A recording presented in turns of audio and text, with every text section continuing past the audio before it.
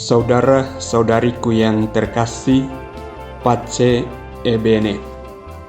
Sabda Tuhan dari Injil Matius yang kita dengar, yang ditawarkan kepada kita untuk kita renungkan pada hari ini, menantang kita untuk memahami konsep kasih dalam arti yang lebih dalam dan luas.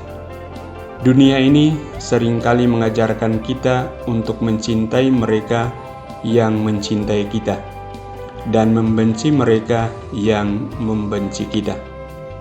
Tetapi Yesus membalikkan paradigma tersebut dan memanggil kita untuk mengasihi bahkan musuh kita. Mengapa Yesus meminta kita untuk mengasihi musuh kita?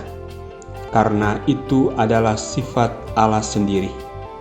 Allah tidak membedakan antara orang jahat dan orang baik ketika menurunkan sinar matahari dan hujan.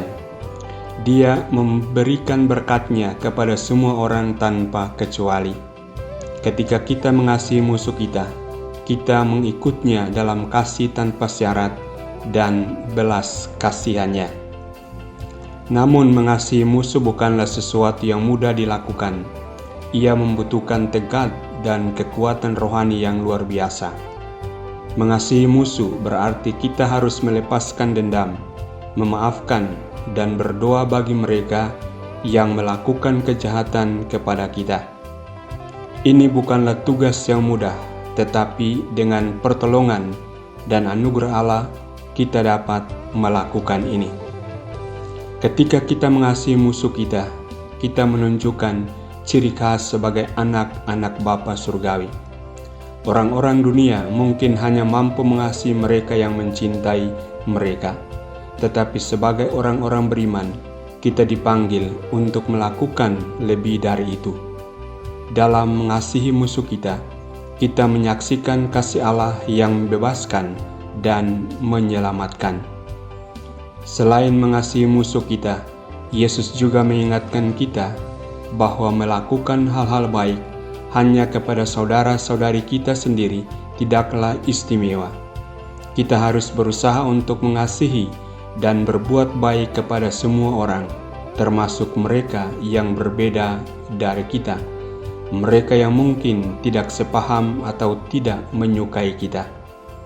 Dalam melakukan hal ini, kita menunjukkan bahwa kasih kita tidak dibatasi oleh batasan-batasan manusia, tetapi mencerminkan kasih yang tak terbatas dari Allah.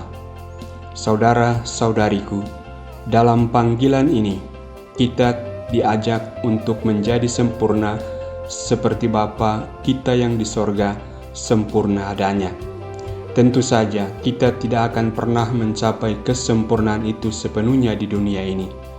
Tetapi panggilan tersebut mengajarkan kita untuk terus tumbuh dan berkembang dalam kasih, untuk menghilangkan prasangka dan kebencian dari hati kita, dan untuk mencerminkan kasih yang tulus dan tak terbatas kepada semua orang di sekitar kita. Marilah kita memohonkan bimbingan dan kekuatan dari Roh Kudus, agar dapat mengasihi musuh kita, memaafkan mereka yang menganiaya kita, dan melakukan kebaikan kepada semua orang. Melalui kasih yang kita tunjukkan, marilah kita menjadi saksi-saksi cinta Kristus di dunia ini. Tuhan memberkatimu.